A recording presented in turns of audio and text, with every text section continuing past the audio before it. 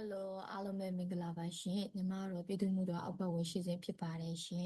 ညီမဒီနေ့ sharing လုပ်ပေးခြင်းတဲ့အကြောင်းအရာလေးကတော့ moral analysis writer နဲ့ပြည်သူ့နေတီလို့ခေါ်တဲ့ဘာသာရပ်တွေအကြောင်းကိုအနည်းငယ်ရှင်းပြပေးခြင်းပါတယ်ရှင်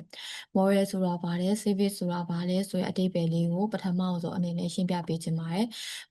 moral ဆိုတာကတဲ့ refer to principle that have us determine right from wrong in behavior အမှုအကျင့်တွေကအမှားနဲ့အမှန်ဆုံးဖြတ်ရန်ကူညီပေးတဲ့အခြေခံမူများကိုရည်ညွှန်းပါတယ်ဥပမာဆိုလို့ရှိရင်ညီမတို့ကလေးတယောက်ရှိအဲ့ကလေးတယောက်ကသူငငယ်တုန်းကတော့သူကဘယ်ရောက်မှားတယ်မှန်တယ်ဆိုတာသူမသိဘူးသူလုပ်လိုက်တဲ့အရာတခုကဒီအတွက်ကမှားနေလားမှန်နေလားဆိုတာသူမသိတယ်အဲ့လိုမသိနားမလည်နေတဲ့ကလေးတွေမှာဆိုလို့ရှိရင်ဒီຢာကတော့မှားနေတယ်ဒီຢာကတော့မှန်တယ်အဲ့လိုမျိုးဆုံးဖြတ်တတ်ဖို့အတွက်သင်ကြားအဆုံးဖြတ်တတ်ဖို့အတွက်ဒီကလေးတွေမှာဒီလိုမျိုး knowledge လေးတွေအခြေခံမူလေးတွေသူတို့ရဲ့အမှုကျင့်နေတွေကိုကျင့်ကြတယ်ပို့ပြီးကောင်းမှုလားသင်ကြားပေးနေတဲ့ဘာသာရပ်တစ်ခုလည်းဖြစ်ပါတယ်ရှင် moral ဆိုတာကလည်းเนาะဟုတ်ကဲ့နောက်တစ်ခုကကြတော့ civic ဆိုတာက citizenship education ဆိုတာဘာလဲ the study of the right and duty of citizen and how government works နိုင်ငံသားများရဲ့ရပိုင်ခွင့်နဲ့တာဝန်များကိုလေ့လာခြင်းနဲ့အစိုးရရဲ့လှုပ်ဆောင်မှုကိုရည်ညွှန်းပါတယ်ဒီ civic ဆိုတာကအဲ့ဒါတော့များသောအားဖြင့်ကလေးတွေမှာဆိုလို့ရှိရင်ကလေးတွေတောင်မကအရွယ်တစ်ခုရောက်နေတဲ့ adapt time ပေါ့နော်ပြောရမယ်ဆိုလို့ရှိရင်ကလေးလေးတွေလူကြီးအရွယ်လေးတွေဆယ်ကျော်သက်ကလေးတွေသူတို့မှာဆိုလို့ရှိရင်နိုင်ငံတနိုင်ငံမှာသူတို့နေထိုင်တဲ့အခါမှာသူတို့ရဲ့ရပိုင်ခွင့်တွေကဘာလဲဒီမှာသူတို့ရဲ့တာဝန်တွေရအောင်ဘာလဲသူတို့သိရှိတာလိမ့်မယ်နောက်ပြီးတော့နိုင်ငံမှာဆိုလို့ရှိရင်အစိုးရရဲ့လှုပ်ဆောင်မှုတွေအစိုးရအတွက်ဘာလို့အစိုးရလှုပ်ဆောင်မှုတွေမှာ voting ပေးတဲ့စနစ်တွေဒီမိုကရေစီဆိုတာဘာလဲအဲ့လိုမျိုးလေးပေါ့နော်သူတို့မှာဘယ်လိုအခွင့်အရေးတွေရှိနေလဲသူတို့မှာဘယ်လိုတာဝန်တွေရောရှိနေလဲဆိုတာကိုဒီ service လို့ခေါ်တဲ့ဘာသာရပ်ကနေပြီးတော့သူတို့သိရှိလာလိမ့်မယ်ပေါ့နော်ဟုတ်ကဲ့နောက်တစ်ခုကကြတော့တဲ့ the core values of morality ဒါကကြတော့ moral သင်ကြားတဲ့အခါမှာရရှိလာတဲ့အကျိုးဆက်လေးတွေအမှန်တိုင်းပြောတော့ moral နဲ့ civic ဆိုတာကတော့အတူတူပဲပေါ့နော်ဒါပေမဲ့ morality ဆိုတာကခုနညီမပြောသလိုပဲအမှုအကျင့်တွေသူတို့တူတူတယောက်ချင်းစီမှာရှိတဲ့အမှုကျင့်တွေအမှားနဲ့အမှန်ကိုဆုံးဖြတ်ပြီးနေသူတို့ရဲ့အမှုကျင့်တွေအဲ့ဒီမှာဒီဘာသာရပ်ကိုသင်ကြားတဲ့အခါမှာကလေးတွေအနေနဲ့ဘယ်လိုလေးသိလာနိုင်လဲဘယ်လိုအကျိုးကျေးဇူးတွေရလာလဲဆိုတော့နံပါတ်1အချက်ကကြတော့ be honest be honest okay be honest ဆိုတာက always tell the truth ဥပမာဆိုလို့ရှိရင် always tell the truth be honest ယူသားလာမယ်ယူသားတက်လာမယ်အမြဲတမ်းသူတို့ကအမှန်တရားတွေပဲဆိုလာမယ်ယူသားတက်လာမယ်သူတို့လေးတွေသူတို့ဥပမာဆိုလို့ရှိရင်သူတို့လုံးလိုက်မိတဲ့အရာတစ်ခုကဥပမာသူတို့မေမေတွေဆိုမှသူတို့ဖန်ခွက်တွေကွဲမိသွားတယ်ဒါပေမဲ့မေမေတွေဆိုမှသူတို့လင်ပြောလိုက်တယ်အဲ့လိုမဟုတ်ဘဲနဲ့ okay သူတို့လုပ်လိုက်လို့ကွဲကြသွားတဲ့ဖန်ခွက်လေးကိုမိဘတွေကိုအမှန်တိုင်းပြောတတ်လာမယ်တခုဆိုလို့ရှိရင်သူတို့မှာလိမ်လည်လက်ရာလုံးဝမရှိတော့ဘဲနဲ့အမှန်တိုင်းသူတို့ပြောတတ်လာမယ်နောက်တစ်ခုကကြတော့ be kind နံပါတ်2က be kind treat other nicely be kind ဆိုတာကျင်နာတတ်လာမယ်သူတို့မှာကျင်နာတတ်တဲ့နှလုံးသားတွေရှိလာမယ်ဘသူပေါ်မှာပဲဖြစ်ဘသူမဆိုမှာပဲတိရစ္ဆာန်လေးတွေလူတွေမကပဲတိရစ္ဆာန်လေးတွေပေါ်မှာဆိုလို့ရှိရင်သူတို့ညင်ညင်သာလေးဆက်ဆံတတ်လာမယ်ကြည်ကြည်နာနာလေးဆက်ဆံတတ်လာမယ်ကျင်နာတတ်တဲ့စိတ်ဓာတ်ရှိလာတဲ့ကလေးလေးဖြစ်လာလိမ့်မယ်သူတို့က Okay နောက်တစ်ခုကကြတော့ be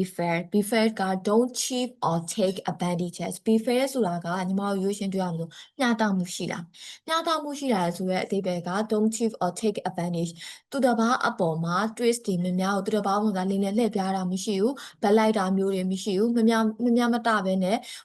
မများမတပဲနဲ့လှုပ်ဆောင်တာရမရှိဘူးသူများဆိုမှတခုပစ္စည်းတစ်ခုရလို့အဲ့တစ်ခုမှာညီတူမျှတူယူရမယ်ဆိုလို့ရှိရင်ညီတူမျှတူစိတ်တက်လေးမျှမျှတတပြည့်တတ်တဲ့စိတ်လေးရှိလာနိုင်မယ်လူကြီးတွေဆိုလို့ရှိရင်လူကြီးတွေအလျောက်ကိုကလုပ်ငန်းခွင်မှာလူကြီးတွေပါဖြစ်လာဆိုကိုလက်အောင်ငယ်သားတွေကအမျိုးမှုလို့ဒါမှမဟုတ်သူကတော့ငါနဲ့ငါချစ်ခင်ရသူမဟုတ်လို့ဘာညာဆိုမျှမျှတတစိတ်တွေမရှိလာတော့ဘူးမျှမျှတတတွေရှိလာနိုင်မယ်ကလေးတွေဆိုလို့ရှိရင်လည်းသူကကြောက်သူ့ကိုပိုချစ်တယ်ငါ့ကိုကြောက်မချစ်ဘူးအဲ့လိုစိတ်တွေသူတို့မှမရှိလာပါသူကဒီလိုမျိုးရှိလို့သူ့ကိုပိုချစ်ပါလားငါ့ကိုလည်းချစ်ကြပဲမိပါတယ်အဲ့လိုမျိုးသူတို့မှမျှတတဲ့စိတ်လေးရှိလာနိုင်တယ်နောက်တစ်ခုကကြတော့ be responsible ဆိုတာတာဝန်ယူမှု do what you are supposed to do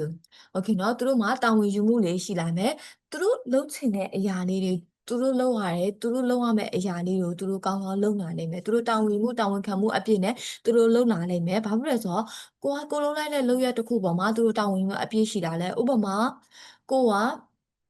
ဒီဖန်ကွာကိုမမေတွေကမကင်နဲ့လို့ပြောတယ်ဒါပေမဲ့သူကကင်မိတယ်ကင်မိတဲ့အချိန်မှာဒီဖန်ကွာကွဲသွားဆိုတော့ကွဲသွားတဲ့အပေါ်မှာဒီကလေးအနေနဲ့ဘာဖြစ်လဲဆိုတော့ငိုယိုခြင်းမရှိဘဲနဲ့အော်သူတို့လိုက်လို့ကွဲသွားပဲဆိုရင်တောင်းမဲ့တက်လာမယ်သူတို့စိတ်ထဲမှာဒါငါတို့လိုက်တော့ငါတောင်းဝင်ယူမှုရှိလားငါတောင်းမဲ့ရမယ်ငါမမေပေါ်မှာမမေစကားနားမထောင်မိလိုက်မို့ပြီးတော့ဒီကွဲသွားတဲ့ဖန်ကွာလေးအပေါ်မှာသူဘာပြန်လုပ်ပေးနိုင်မလဲနောက်ဆိုလို့ရှိရင်တော့သူပေါ်စကားလေးနဲ့ပဲနောက်ဆိုလို့ရှိရင်တမီးမဖြစ်နိုင်တဲ့အရာတွေမေတို့မလုပ်ခိုင်းတဲ့အရာတွေကိုနောက်ဆိုမလုပ်တော့ပါဘူးအဲ့လိုမျိုးတောင်းဝင်ယူမှုတောင်းဝင်ခံမှုစကားလေးပြောလာနိုင်မယ်တာဝန်ယူမှုတွေလည်းရှိလာနိုင်တယ်။နံပါတ်5အချက်လေးကကြတော့ respect other respect other listen and don't be rude respect other ဆိုတာက respect ဆိုတဲ့စကားလေးတိုင်းပဲလေးစားလာလူတွေအပေါ်မှာသူများရဲ့အပေါ်မှာလေးစားကိုယ်တိုင်အပေါ်မှာလေးစားသူတို့သူများရဲ့အပေါ်မှာလေးစားနိုင်တယ်နားထောင်ပြောချင်တဲ့အဓိပ္ပာယ်ကသူများပြောတဲ့စကားကိုတည်တည်ချာလေးနားထောင်မယ်ရိုင်းဆိုင်တဲ့အမှုရာမရှိဘူးဥပမာဒါလေးဆိုလို့ရှိရင်ရည်ကြီးတဲ့ကလေးတောင်ပေါ့နော်ဒါဆိုမိဘတွေရှိသွားလို့ရှိရင်ဘလို့သွားရမလဲဆိုခေါင်းလေးငုပ်သွားရမယ်လူကြီးတွေစကားပြောနေရအခါမှာဆိုလို့ရှိရင်လူကြီးတွေကိုကအရေးကြီးကိစ္စမဟုတ်ဘူးလူကြီးတွေစကားပြောပြီးတဲ့အထိစောင့်နားထောင်ရမယ်နားထောင်ပြီးတော့မှစကားပြောလိုက်တာပဲဖြစ်ဖြစ်အဲ့လိုမျိုးလေးเนาะပြီးတော့ဘယ်စကားလေးပြောလို့ရှိရင်ယဉ်ကျေးတယ်ဘယ်စကားလေးတွေရောရိုင်းဆိုင်တယ်အဲ့လိုမျိုးလေးနဲ့သူတို့အနေနဲ့ခွဲခြားလာနိုင်နေမယ်နောက်တစ်ခုကကြတော့ နံပါတ်6ကကြတော့ do the right thing do the right thing ဆိုတာက even when no one is watching do the right thing ဆိုတဲ့အတိုင်းပဲသူတို့ကမှန်တဲ့အရာလေးပဲလှုပ်ဆောင်လာလိမ့်မယ်မှန်တဲ့အရာလေးတွေမှန်ကန်တဲ့အရာတွေသူတို့လှုပ်ဆောင်နိုင်မယ်ဘယ်သူမှသူတို့ကိုစောင့်ကြည့်နေစရာမလိုအောင်သူတို့ကမှန်မှန်ကန်ကန်တိတိကျကျနဲ့လုံးလိုက်လိမ့်မယ်ဥပမာဆိုလို့ရှိရင်အခုခေတ်မှာဆိုလို့ရှိရင် online learning နဲ့စာမွေးတွေဖြည့်နေရတယ်ဟောအဲ့လိုဖြည့်နေရတဲ့အခါမှာဆိုဘေးနားမှာမိဘတွေလည်းမကြည့်နိုင်ဘူးဆရာဆရာမတွေဆိုတာလည်း online ကနေပဲဒီကလေးလေးတွေကိုကြည့်ရတယ်အဲ့တော့သူတို့ဒီစာမွေးကိုရိုးသားသားဖြေနေလားဒါမှမဟုတ်လို့ရှိရင်သူတို့စာအုပ်တွေကြည့်ပြီးဖြေနေလားဟောအဲ့လိုမျိုးဆရာဆရာမကြီးလည်းမသိဘူးသူတို့ထွက်လာတဲ့အမှတ်ပါဟဲ့ဒီကလေးကတော်လိုက်တာဟောရိုးသားသားဖြေတဲ့ကလေးကတော့သူရတဲ့အမှတ်ပေါ်မှာသူကျင့်တတ်မှုရှိတယ်ဘာလို့လဲဆိုတော့သူမှန်မှန်ကန်ကန်ဖြေခဲ့ရလေဘယ်သူမှသူ့ကိုမှန်မှန်ကန်ဖြေပါလို့ပြောတယ်ဒါပေမဲ့ဘယ်သူမှသူ့ကိုမကြည့်နေသူခိုးကြည့်တယ်ရပဲသူစာအုပ်လန်ကြည့်ရဒါပေမဲ့အဲ့လိုမလုပ်ဘဲနဲ့သူကိုသူတီတီကြည်ကြည်ရိုးရိုးသားသားနဲ့သူမှန်မှန်ကန်ကန်ဖြေတယ်သူမှန်တယ်ထင်တယ်ဆိုတဲ့အရာကိုသူလုပ်တယ်သူရသလောက်ပဲသူယူမယ်သူဒီအမှတ်ပေါ်မှာသူစာလုံးနိုင်သမျှသူဖြေနိုင်သမျှပဲသူရသလောက်သူယူမယ်ဟောအဲ့လိုကလေးဆိုလို့ရှိရင်သူရရှိတဲ့အမှတ်ပေါ်မှာသူကိုယ်သူကျင့်တတ်မှုရှိနေမယ်သူကိုယ်သူ proud ဖြစ်နေမယ်ဟောအဲ့လိုမဟုတ်ဘဲနောက်ကလေးဆိုလို့ရှိရင်စာမွေးစာရေးတေချာမလုပ်ဘဲနဲ့ဒီမှာ online ကနေပြီးစာရေးပြန်ပြီးတော့စာအုပ်တွေကနေစာရေးကိုချရတယ်ဒါပေမဲ့အမှတ်တွေကအဲ့ကလေးတွေများတဲ့အခါမှာဒါပေမဲ့သူကိုယ်သူတော့သူလိပ်ပြန်မလုပ်ဘူး။အဲဆိုသူကမမှန်ကန်ကန်မှမဖြေခဲ့တာ။ Okay เนาะကြောက်ရွံ့မှုလည်းရှိနေမယ်ဟဲ့ငါကိုချတာဆရာမသိသွားမလားငါအမေတွေသိနေမလားအဲ့လိုမျိုးလေးသူကလည်းအမြဲတမ်းတစ်ချိန်လုံးဒီစိတ်ကြီးနဲ့နေဝရတယ်မယ်။အဲ့တော့ကလေးတွေအနေနဲ့ဆိုလို့ရှိရင် morality moral ဆိုတဲ့ subject ကိုတင်လိုက်မယ်ဆိုရင်ကလေးအနေနဲ့က be honest ရိုးသားတက်လာမယ် be kind ကျင်နာတက်လာမယ် be fair sorry be fair မျှတမှုရှိလာမယ်နောက်ပြီးတော့ be responsible တာဝန်ယူမှုတွေရှိလာမယ် respect other တခြားသူတွေပေါ်လေးစားတက်လာမယ်လေးစားစွာဆက်ဆံတက်လာမယ် do the right thing မှန်ကန်တဲ့အရာတွေကိုသူတို့အနေနဲ့ကောင်းမွန်စွာလုပ်ဆောင်နိုင်လိမ့်မယ်ဒါက moral တင်ကြားခြင်းရဲ့အကျိုးကျေးဇူးအခြေခံအကျိုးကျေးဇူးလေးတွေပေါ့နော်ဒီအချက်ကလေးတွေကတော့ဟော moral ပြီးပြီဆိုတော့နောက်တစ်ချက်ကဘာလေးလဲဆိုတော့ civics တို့ခေါ်တဲ့ citizenship education အကြောင်းလေးကိုအနေငယ်ပြောပြချင်ပါတယ် the core principle of civics မှာဆိုလို့ရှိရင်ဒီပေါ့နော်ဒီ citizenship education ဒီ civics ကိုသင်ရတဲ့ဟာကြီးရွယ်ချက်က အကျိုးကျေးဇူးလေးမှာဆိုလို့ရှိရင်နံပါတ်1အချက်က follow the rules စီမင်းစည်းကမ်းတွေကိုလိုက်နာနာနိုင်မယ် love keep everyone safe ချမှတ်ထားတဲ့ကိုချမှတ်ထားတဲ့စီမင်းစည်းကမ်းတွေကိုလုံခြုံမှုရှိဖို့အတွက်ချမှတ်ထားတဲ့စီမင်းစည်းကမ်းတွေကိုကိုကလိုက်နာလာနိုင်မယ်ဥပမာအိမ်တိမ်မှာဆိုလို့ရှိရင်လူကြီးတွေကပြောပဲကလေးကငယ်တယ်အော်တမီးကြောက်တယ်အပြင်မထွက်ကြဘူးနော်ဒါအမေမေတွေအနေနဲ့ဆိုဒါစီမင်းစည်းကမ်းချတာလားဟောကိုကဒီလိုမျိုးသိတဲ့အခါမှာကိုကနားမလဲအာအပြင်ထွက်လဲဘာဖြစ်လဲဘာညာဆိုပြီးအဲ့လိုထွက်တဲ့အခါမှာဘေးကနေကြုံတွေ့လာအဲ့လိုမဟုတ်ဘဲနဲ့အော်ဒါမေမေတွေကဒီလိုမျိုးပြောလို့ငါတို့ဒီလိုမျိုးစီကန်းချတာပဲအဲစီကန်းလေးတွေကိုငါတို့လိုက်နာမယ်ဒါငါတို့အတွက်အကျိုးကျေးဇူးမရှိဘူးဆိုးကျိုးရှိတယ်ဟောအဲ့လိုမျိုးလေးအနေနဲ့ကလေးတွေကနံပါတ်1အချက်အနေနဲ့သူတို့ကောင်းကောင်းနားလည်လာလိမ့်မယ်ဘာကြောင့်စီမင်းစီကန်းနေချတာလဲဆိုတာလေးကိုသူတို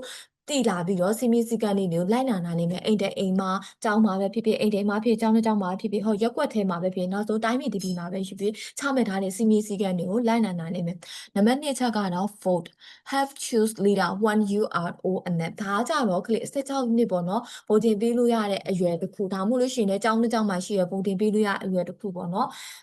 ကိုနိုင်ငံမှာဆိုလို့ရှိရင်ပြည်သူပြည်သားရဲ့အနေနဲ့ကိုနိုင်ငံမှာဦးဆောင်မဲ့ leader တယောက်မျိုးကိုအနေနဲ့အသက်ပြည့်သွားလို့ရှိလို့ရှိရင်ရွေးချယ်ပိုင်ခွင့်ရှိတယ် နော်ဒါကကြတော့အသက်ပြည့်ရဲ့ကလေးလေးအတွက်လူကြီးပိုင်းတွေအတွက်ကောင်းကောင်းသိလာလိမ့်မယ်လူကလေးလေးအတွက်ဆိုလို့ရှိရင်လည်းအိမ်တိမ်မှာမွေးနေ့မှာမုတ်ကျွေးခြင်းနဲ့အခါမှာဆိုရှင်ဗိုလ်ဒီစနစ်နဲ့သွားကြမယ်မဲအများဆုံးရတဲ့သူမဲအများဆုံးရတဲ့မုတ်ကိုကျွေးကြမယ်ဆိုလို့ရှိရင်အဲ့လိုမျိုးငါဗုဒ္ဓင်ပေးလို့ရပါလားငါတို့မှာဒီလိုအခွင့်အရေးရှိပါလားဆိုတော့ကလေးလေးဆိုလို့ရှိရင်လည်းသိလာလိမ့်မယ်နံပါတ်3ချက်က help your community keep it clean and peaceful ဒီမှာဆိုလို့ရှိရင်ကိုယ့်ရဲ့community ဆိုတာကိုယ့်ရဲ့အတိုင်းဝိုင်းနေကိုကအကူအညီပေးတာနော်တနည်းအားဖြင့်ပြောမယ်ဆိုလို့ရှိရင်သူတို့မှာ volunteer စိတ်သက်လေးရှိလာမယ် keep it clean and peaceful volunteer စိတ်သက်လေးရှိလာမယ်ငြိမ်းချမ်းညက်နိုးတဲ့လူတွေလည်းဖြစ်လာနိုင်တယ်ဒီမှာဆိုလို့ရှိရင်ရက်ကွက်တော့မှာဆိုလို့ရှိရင်စူပေါင်းတန်ရှင်းလုပ်ကြတယ်ဟောအဲ့လိုလုပ်ကြတဲ့အခါမှာဆိုလို့ရှိရင်ကိုကိုရာဟာငါတို့ဒီလိုမျိုးလုပ်တင်ပါလားငါတို့ရွလေးငိမ့်ချမ်းအောင်ငါတို့ရွလေးတန်ရှင်းအောင်ငါတို့ရွလေးကလေးတွေအားလုံးတန်းမအောင်ငါပို့ပြီးတော့တန်ရှင်းတွေအတူတူပူးပေါင်းလုပ်ကြမယ်ဟောတခုအခက်ခဲကြုံရအခုဆိုလို့ရှိရင်ရေဘေးတွေကြုံရတယ်ရေဘေးကြုံရကမှငါတို့အသက်ကြီးတဲ့လူတွေဆိုလို့ရှိရင်ငါတို့ဘယ်လိုလေးလဲဝိုင်းဝန်းပြီးတော့ကူညီရမယ်ငါတို့ပြည်သူလူထုတွေပြန်ပြီးစိတ်ချမ်းသာအောင်ငါတို့ဘယ်လိုတစ်ဖက်တစ်လမ်းနဲ့အကူအညီပေးရမလဲငါတို့ရွကြီးငါတို့တိုင်းပြည်ပြန်ပြီးအေးချမ်းအောင်ငါတို့ဘယ်လိုမျိုးကူညီဆောင်ရွက်ပေးရမလဲအဲ့လိုမျိုးစိတ်သက်လေးတွေသူတို့မှရှိလာနိုင်လိမ့်မယ်နောက်တစ်ခုကကြတော့ respect other rights love others speak and believe what they want respect other rights ဆိုတာကတဲ့သူရပိုင်ခွင့်နေသူတစ်ပါးရပိုင်ခွင့်တွေကိုလေးစားတတ်လာမယ်တန်ဖိုးထားလာနိုင်မယ်ဥပမာဆိုလို့ရှိရင်လူတစ်ယောက်မှာတငယ်ချင်းတစ်ယောက်ရှိရဲ့အဲ့တငယ်ချင်းတစ်ယောက်ကသူယုံကြည်တဲ့အရာကိုသူလူချင်တဲ့အရာတွေကိုသူပြောတဲ့အခါမှာဆိုကိုယ်အနေနဲ့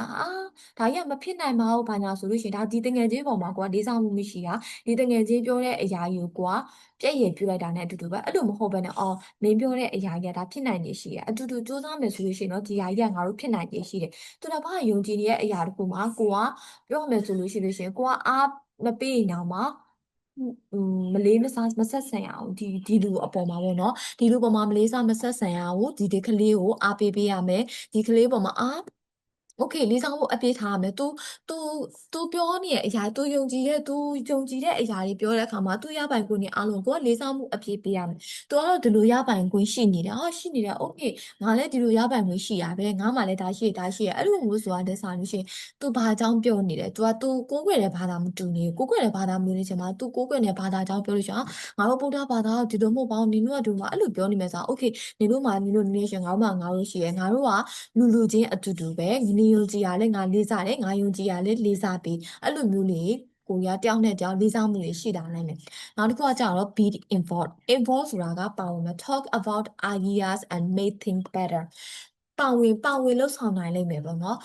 ပါဝင်လှုပ်ဆောင်နိုင်တယ်ဆိုတာများသောအားဖြင့်ဥမာ presentation တွေလုပ်ရတယ်ပြီးလို့ရှိရင် project တွေလုပ်ကြတယ်ဒါများသောအားဖြင့်ကလေးတွေမှာလည်းရှိရပေါ့နော် online learning နဲ့သင်ရတဲ့ကလေးတွေ face to face သင်ရတဲ့ကလေးတွေဒါမှမဟုတ်လုပ်ငန်းခွင်တွေမှာရှိတဲ့လူတွေအဲ့လိုဆိုလို့ရှိရင် project တွေအတူတကွလှုပ်ဆောင်တဲ့အခါမှာငါတော့မလုပ်ချင်ဘူးဒါကြီးကိုငါဘာမှလည်းမပြောချင်ပါဘူးဒါကြီးကအလုပ်ရှုပ်တယ်အဲ့လိုမဟုတ်ဘဲနဲ့ကိုကဒီ project မှာအတူတူပူးပေါင်းပြီးတော့ကိုယ်မှရှိနေတဲ့ idea လေးတွေကိုပြောပြပေးတယ်ဘယ်ဟာလေးလုပ်လို့ရှိရင်တော့ငါတို့ပို့ပြီးကောင်းမှုလာမလဲငါတို့ရဲ့ project လေးပို့ပြီးတော့ဖြစ်မြောက်နိုင်မလဲအဲ့လိုမျိုးလေးတွေကိုကနောက်ပိုင်းမှာပြောမယ်ဆိုရင်ကိုယ့်ရဲ့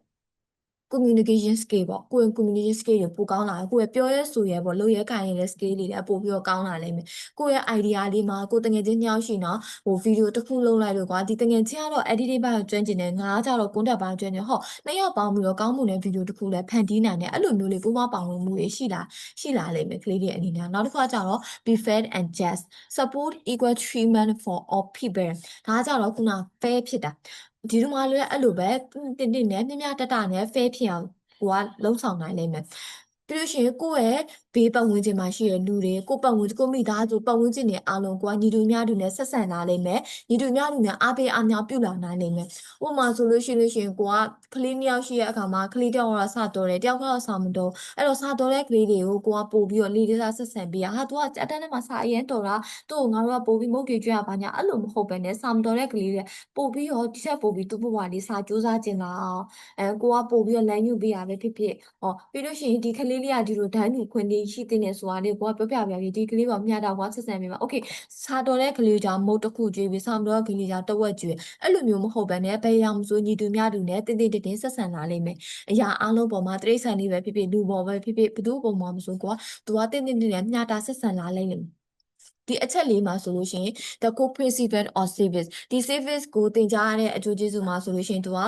စီမင်းစည်းကမ်းနေလိုက်လာနိုင်မယ်ကိုရွေးချယ်ပိုင်းဝင်နေရလာမယ်ကိုယ့်ရဲ့အတိုင်းဝိုင်းနေကိုယ့်ရဲ့ community ကိုကိုယ်ကကောင်းကောင်းအကူအညီပေးလာနိုင်မယ် volunteer စိတ်ဓာတ်တွေရှိလာမယ်နောက်ပြီးတော့တယောက်ရဲ့အခွင့်အရေးကိုတယောက်ကလေးစားတက်လာမယ်ပူပေါင်းပါဝင်လှုပ်ဆောင်တက်လာမယ်နောက်ပြီးတော့မျှမျှတတနဲ့ fair ဖြစ်အောင်အကောင်းဆုံးလှုပ်ဆောင်လာနိုင်လိမ့်မယ်ပေါ့နော်နောက်ဆုံးကပြောချင်တဲ့အကြောင်းအရာကြတော့ moral and civics တို့ခေါ်တဲ့ဘာသာရပ်တွေကservice တို့ခေါ်တဲ့ဘာသာရပ်တွေကကလေးတယောက်မှာလူတယောက်မှာဆိုလို့ရှိရင်ဒါမရှိမဖြစ်တည်တဲ့ဘာသာရပ်တွေပေါ့နော်တည်တဲ့ဘာသာရပ်တွေဖြစ်တဲ့အတွက်အားလုံးကိုပြောချင်တာကတော့ဒီပေါ့နော်ဒီမှာရှိတဲ့ the core values of morality the core principle of civics moral ဆိုတာဘာလဲ civics ဆိုတာဘာလဲ moral သင်ကြားခြင်းရဲ့အကျိုးကျေးဇူးတွေ civics သင်ကြားခြင်းရဲ့အကျိုးကျေးဇူးတွေအဲ့ဒါလေးတွေကိုကောင်းကောင်းသိဖို့အတွက်ဆိုလို့ရှိရင်တော့ဒီ subject လေးကိုလေ့လာသင်ပါတယ်မဖြစ်မနေပေါ့နော်ကလေးတယောက်မှာဖြစ်ဖြစ်လူကြီးတယောက်မှာဖြစ်ဒီလိုအခြေခံမူလေးတွေအခြေခံအကျင့်လေးတွေအခြေခံစည်းမျဉ်းစည်းကမ်းလေးတွေကလိုအပ်တဲ့အတွက်ဒါလေးတွေကိုကောင်းကောင်းလေ့လာပေးပါနော်လေ့လာပြီးလို့ရှိရင်ကောင်းကောင်းကျင့်သုံးပေးပါလိုက်နာပေးပါပြုပြင်ပေးပါ supporting ပေးပါပေါ့နော်အဲ့တော့နောက်တစ်ပတ်ဒီမှာဆိုလို့ရှိရင်လည်းညီမကဒီဘာသာရပ်နဲ့ပတ်သက်ပြီးတော့ဒီထက်ပိုပြီးတော့အကျယ်ချုပ်လေးရှင်းပြပေးပါမယ်ရှင်ဟုတ်ဒီနေ့တော့ကတော့ဒီလောက်ပါပဲရှင်ဗီဒီယိုလေးကိုအဆုံးကြီးကြည့်ပေးကြတဲ့လူတွေအားလုံးညီမကျေးဇူးတင်ပါတယ်နောက်ဗီဒီယိုလေးမှာပြန်ဆုံကြမယ်နော်ဘိုင်ဘိုင်